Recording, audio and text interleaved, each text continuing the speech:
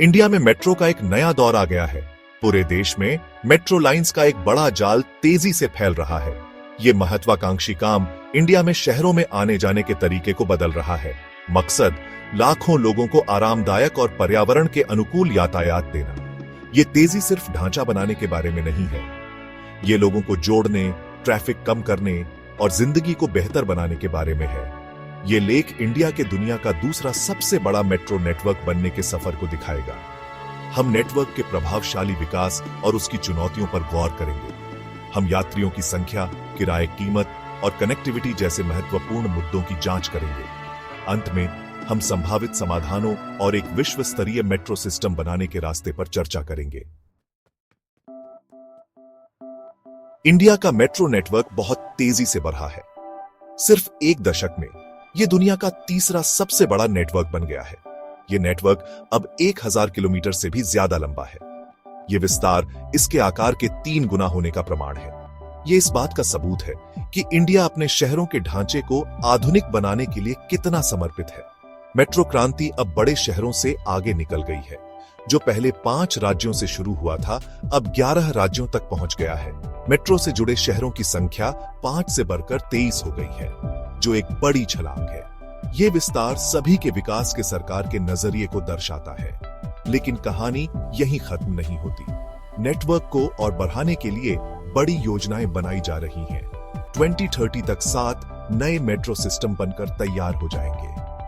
1032 kilometre के network को मंजूरी मिल चुकी है। इस विस्तार से इंडिया के कुल 27 शहरों को मेट्रो की सुविधा मिलेगी। इतने बड़े विस्तार के बावजूद एक बड़ी चुनौती है यात्रियों की संख्या। ज्यादातर मेट्रो सिस्टम अपनी क्षमता से बहुत कम पर चल रहे हैं। कई लाइंस को अपनी लक्षित सवारियों का 15% भी मिलना मुश्किल हो रहा है। कुछ लाइंस तो 10% से भी कम संख्या बताती है। ये कम उपयोग एक गंभीर चिंता का विषय है। ये इन बड़े निवेशों की कुशलता और प्रभावशीलता पर सवाल उठाता है। यहां तक कि दिल्ली मेट्रो, जो इंडिया का सबसे बड़ा और सफल सिस्टम है, को भी इस चुनौती का सामना करना पड़ता है। अपनी विशाल पहुंच और ज्यादा फ्रीक्वेंसी के बावजूद यह अपनी लक्षित सवारियों का लगभग 47% ही उपयोग कर पाता है। संभावित और वास्तविक सवारियों के बीच के इस अंतर पर ध्यान देने की जरूरत है। इसके लिए उन कारणों को समझना जरूरी है जो इस कम उपयोग के लिए जिम्मेदार है। इन कारकों का समाधान खोजना इन मेट्रो परियोजनाओं के प्रभाव और निवेश पर लाभ को बढ़ाने के लिए महत्वपूर्ण है। मेट्रो सवारियों की संख्या बढ़ाने में किराया एक बड़ी बाधा बनकर उभरता है। कई भारतीयों के लिए मेट्रो का किराया उनकी आय का एक बड़ा हिस्सा होता है। दिल्ली में यात्री अपनी कमाई का औसतन 14% मेट्रो यात्रा पर खर्च करते हैं। कम आय वालों के लिए ये आंकड़ा बढ़कर 34% तक पहुंच सकता है। ये लागत पेरिस और न्यूयॉर्क जैसे शहरों के बिल्कुल विपरीत है। इन वैश्विक केंद्रों में मेट्रो यात्रा में आमतौर पर एक यात्री की आय का केवल 5 से 7% ही खर्च होता है। अलग अलग किराया प्रणाली के कारण किफायतीपन का मुद्दा और भी जटिल हो जाता है। परिवहन के अलग अलग साधनों, मेट्रो, बस, ऑटो रिक्शा के किराए की गणना और वसूली अलग अलग की जाती है। एकीकरण की कमी के कारण परिवहन की कुल लागत बढ़ जाती है। यह आने जाने में लगने वाले समय और जटिलता को भी बढ़ाता है। आबादी के एक बड़े हिस्से के लिए मेट्रो यात्रा को अधिक सुलभ और आकर्षक विकल्प बनाने हेतु किफायतीपन और किराया एकीकरण का समाधान करना महत्वपूर्ण है। भाग 5, दूरी को कम करना, आखिरी पड़ाव की चुनौती। कनेक्टिविटी, खासकर आखिरी पड़ाव तक मेट्रो सवारियों के लिए एक और बड़ी बाधा है। हालांकि मेट्रो स्टेशन रणनीतिक रूप से स्थित हैं, लेकिन उन तक पहुंचना एक चुनौती हो सकती है। अक्सर पैदल चलने वालों और साइकिल चलाने वालों के लिए कनेक्टिविटी का बुनियादी ढांचा नहीं होता है। यह दूरी यात्रा के पहले और आखिरी चरण को असुविधाजनक और समय लेने वाला बना देती है। इसके अलावा इंडिया में पैदल चलने वालों की सुरक्षा एक बड़ी चिंता का विषय है। शहरी क्षेत्रों में होने वाली सड़क दुर्घटनाओं में से 64% में पैदल चलने वाले लोग शामिल होते हैं। यह आंकड़ा सुरक्षित और सुविधाजनक पैदल यात्री बुनियादी ढांचे की आवश्यकता को रेखांकित करता है। आखिरी पड़ाव की कनेक्टिविटी में सुधार केवल सुविधा के बारे में नहीं है, यह एक सुरक्षित और अधिक एकीकृत परिवहन व्यवस्था बनाने के बारे में है। इससे लोग निजी वाहनों के बजाय मेट्रो को चुनने के लिए प्रोत्साहित होंगे। भाग 6 सरकारी पहल, विस्तार को बढ़ावा। भारत सरकार ने मेट्रो नेटवर्क के विस्तार और सुधार के महत्व को पहचाना है। नमो भारत पहल के तहत शहरी गतिशीलता परियोजनाओं में महत्वपूर्ण निवेश किए गए हैं। ये पहल बुनियादी ढांचे के आधुनिकीकरण और नागरिकों के जीवन स्तर को बढ़ाने की प्रतिबद्धता को दर्शाती है। हाल की परियोजनाएं इस प्रतिबद्धता को प्रदर्शित करती हैं। दिल्ली गाजियाबाद मेरठ नमो भारत कॉरिडोर के 13 किलोमीटर लंबे हिस्से का हाल ही में उद्घाटन किया गया, जिसका निर्माण 4000 करोड़ रुपए की लागत से किया गया है। दिल्ली में जनकपुरी और कृष्णा पार्क के बीच मेट्रो नेटवर्क के 2.8 किलोमीटर के विस्तार को 1200 करोड़ रुपए की लागत से पूरा किया गया।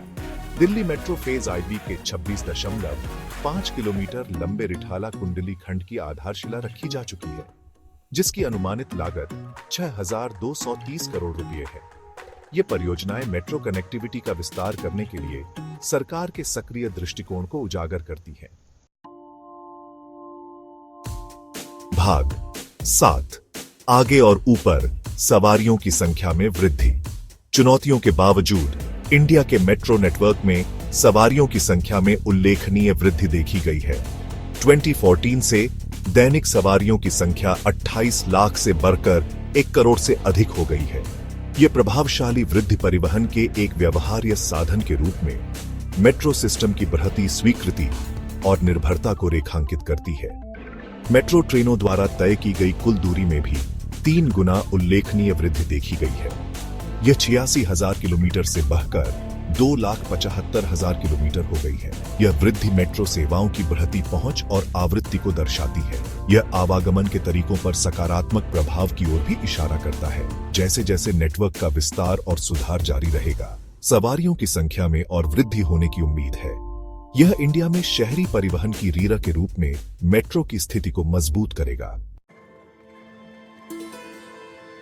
भाग 8 एक स्थायी पाठ्यक्रम तैयार करना।